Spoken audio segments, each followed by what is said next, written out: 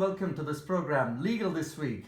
Post-independence, even today, it is evident that atrocities against weaker sections of society are increasing day to day.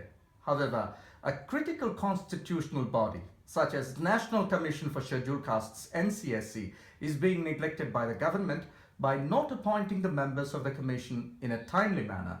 For example, out of 5 members of the National Commission, 3 have already retired in early November last year, and the remaining 2 are retiring today and tomorrow.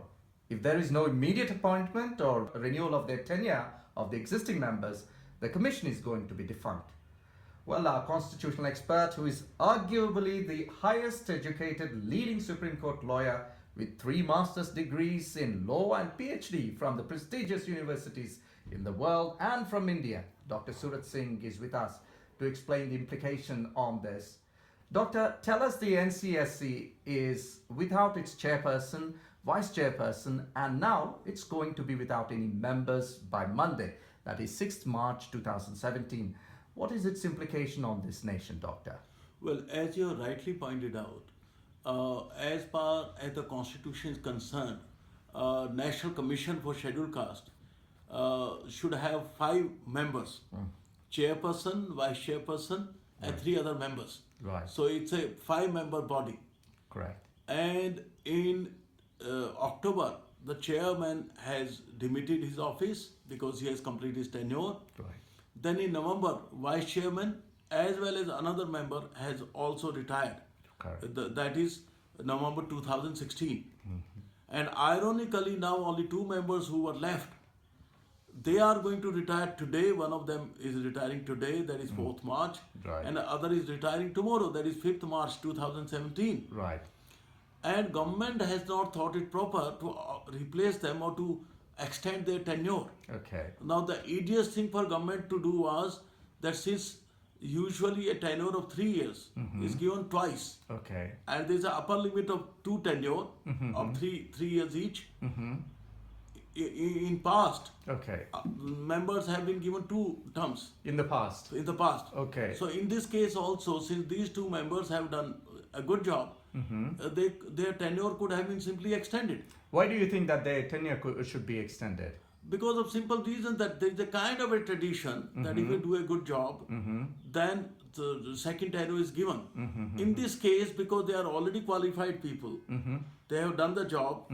So instead of now running a long marathon for getting the new people selected, Right. at least, because out of 5, 3 can still be appointed by government. Okay. At least their task would be easier. So in the current circumstances, since this commission is vacant for a long time and there are the only 2 persons that are existing members right now, and it would take a lot of time for the government to find the rest of the people. So you think that the existing members who have got only 1 term, they can be extended to the another term? You mean to say that, right? Because otherwise, once they retire today and tomorrow, then no more member would be left for National Commission for Scheduled Caste.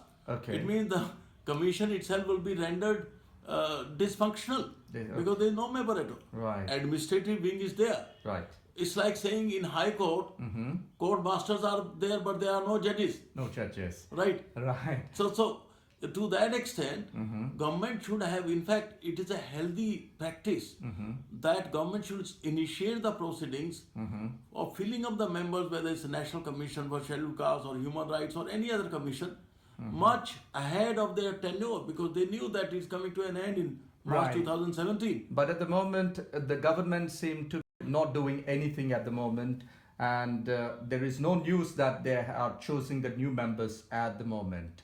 At the moment, yes, and ironically, because tomorrow both these members will also be rendered retired. Yeah. So now, in a situation now, who can do what?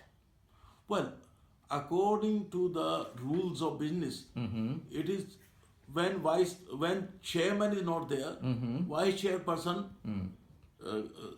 takes over. Right. When vice chairman is not there, then President of India, of course, on the aid and advice of Cabinet of Ministers, Right. then that person is appointed by President. So it is the government of India who are supposed to fill up these vacancies. But as it has happened in another cases also, for example, in National Commission for Human Rights, members retired and vacancies were not filled up. So Honorable Supreme Court in Radhakant Tripaঠি's case ordered that within 3 months the vacancies should be filled up by government. But in those cases, they filed a PIL and they That's got this one. But what about this case? In this case also a PIL has been filed by Ambedkar Association for Development, which is likely to be listed soon. There also they have made a prayer that government should be directed either to extend the tenure of these two remaining members or to appoint other members as promptly as possible so that the interest of scheduled caste is not allowed to be suffered. But you say their tenure is getting expired today and tomorrow, as you rightly pointed out. Yes. Now the PIL is yet to be listed, you are saying another thing. Right. So how, I mean, and you are saying their plea is either extend these members and fill up the new vacancies which are already existing. And how is it possible? I mean, what can the court can do? Well, court has the inherent power. Supreme Court is a power of record also. So in the interest of justice, they can always say that till these vacancies are filled up, these two members will continue. Right? No, but their tenure is expiring, you see? But despite that, so, because even if the tenure has expired, because the law provides for second tenure, so it's not illegal to let them continue. So court can do that, depending on. Or court can simply say that government should file its reply within, say, 2 weeks. And by the time they can ask the government that how long you are going to take. Because now commission does not have any member. So commission basically has become defunct. Right. So there also government can say, all right, give us a month's time and we will appoint. Or government can take the instruction. So which means Attorney General of India or Solicitor General can say that government would be happy if these two people are continued in the meanwhile. Yes. So which means in all probability in the current circumstances, the members that are getting retired, they should be likely to be given another chance. It depends. It depends on both the Supreme Court, given the urgency of the matter, as well as on the Government of India. So as a legal expert who has got expertise on the Constitution and who knows this length and breadth of this country, tell us, I mean, what is the urgency, what is the need of this particular commission? Well, for representing the interests of scheduled caste, which constitute 15% of population of India, and that means that in a population of 120 crores, 15 comes to at least 18 crores, if not more. Yeah. So the interest of the whole purpose of this commission was that the grievances of scheduled caste weaker section should be represented at some level so that they can be presented before this commission, and in case any injustice has been done, that commission can recommend some action. It's a recommendatory body.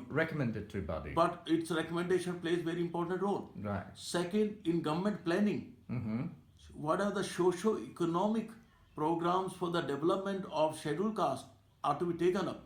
For that, this commission has the right to give recommendations. So it plays a very important role. And more than 20,000 cases are already pending before the commission. Now, the more time you take in appointing the members, those cases will be delayed. And some cases are really urgent. So you feel the urgency. Yes. There is this urgency that court should take up this issue as well as the government also should take interest in appointing the new members. Fact, primary responsibility is of the government. Right. To see to it that all the important posts are filled up timely.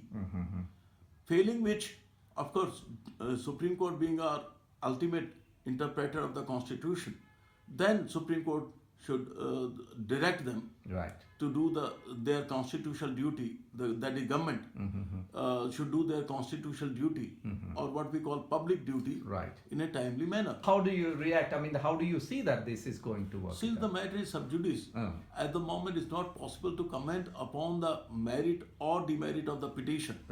But in a principle, it's an important issue that members of the commission, of any commission, which constitutional maker have thought fit to make, all the members should be filled up vacancies should be filled up as promptly as possible.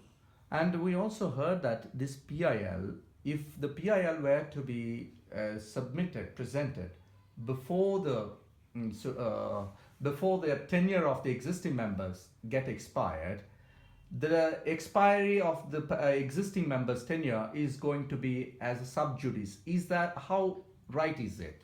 Well, there, as I said, that Honorable Supreme Court, being a court of record, have a lot of inherent power to do complete justice and to prevent the miscarriage of justice. Okay. So it's a discretionary relief.